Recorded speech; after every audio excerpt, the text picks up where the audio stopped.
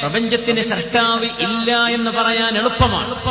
പക്ഷേ ഒരു സൃഷ്ടാവില്ലാതെ, ഒരു ഡിസൈനർ ഇല്ലാതെ, ഒരു ഇന്റലിജൻസ് സോഴ്സ് ഇല്ലാതെ DNA ഉണ്ടാക്കാൻ പറ്റില്ല എന്ന് സയൻസാ പറയുന്നത്. ചാറ്റ് ജിപിറ്റിയോട് ചോദിച്ചാൽ ചാറ്റ് ജിപിറ്റി പറഞ്ഞിരുന്നുണ്ട്. ഞാൻ അതിനോട് ചാറ്റ് ജിപിറ്റിയോട് ചോദിക്കുന്നതിനെ കുറിച്ചല്ല പറയുന്നത്. ചാറ്റ് ജിപിറ്റിക്ക് വേറൊരു ഇന്റലിജൻസ് ഉണ്ട്. നിങ്ങളൊരു വിശ്വാസിയാണെങ്കിൽ ആ വിശ്വാസിക്ക് വേണ്ട രീതിയിൽ മറുപടി തരാൻ മൂപ്പർക്ക് കഴിയും. നിങ്ങളൊരു അവിശ്വാസിയാണെങ്കിൽ നിങ്ങൾക്ക് വേണ്ട മറുപടി തരാനും ചാറ്റ് ജിപിറ്റിക്ക് കഴിയും. അതൊരു അന്തിമമാക്കല്ല.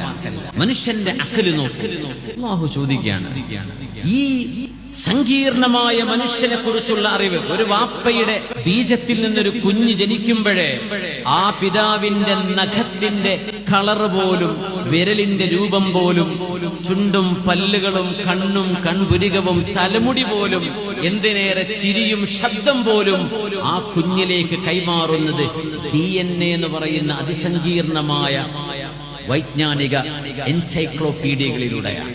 ഇതില്ലെങ്കിൽ മനുഷ്യനില്ല.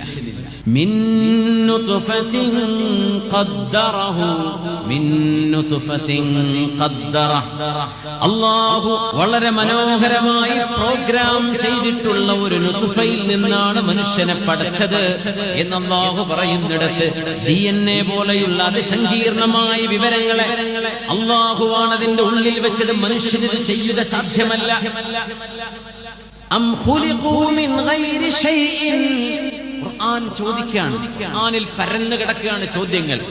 നിങ്ങൾ പറയൂ, അം ഖുലിഖൂ മിൻ ഗൈരി ഷൈഇൻ, ആരും സൃഷ്ടിക്കാതെ നിങ്ങൾ താനേ ഉണ്ടായതാണോ?